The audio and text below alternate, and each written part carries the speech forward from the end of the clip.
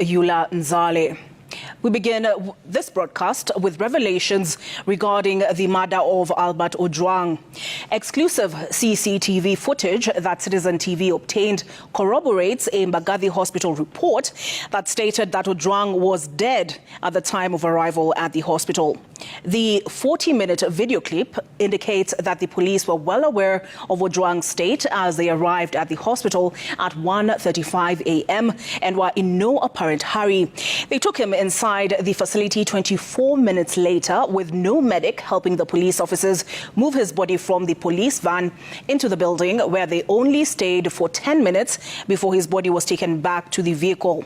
Gatete Njoroge stays on this developing story. At exactly 1:35 a.m. on June 8th, CCTV footage at Mauaji Hospital captures a police van driving into the facility. Inside the van were 3 officers. One of the officers was the driver. 2 officers got out of the car and could be seen conversing before making their way inside the hospital.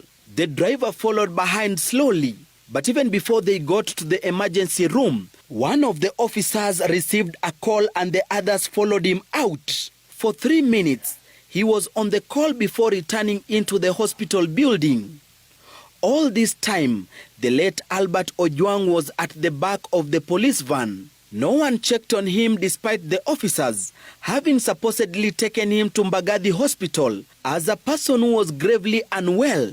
At 1:40 a.m., 2 officers were captured walking inside the hospital, searching for medics.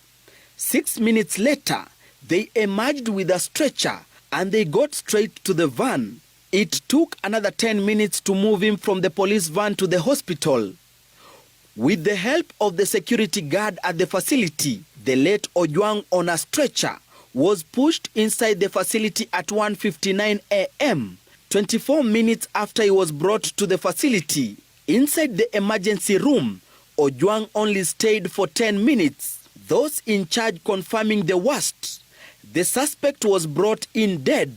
Mauaji Hospital incident report indicated that on examination, Ojwang was unresponsive, had no cardiac activity, and that his entire body was cold and face was swollen, and with injuries. He also had a cut at the back of his head.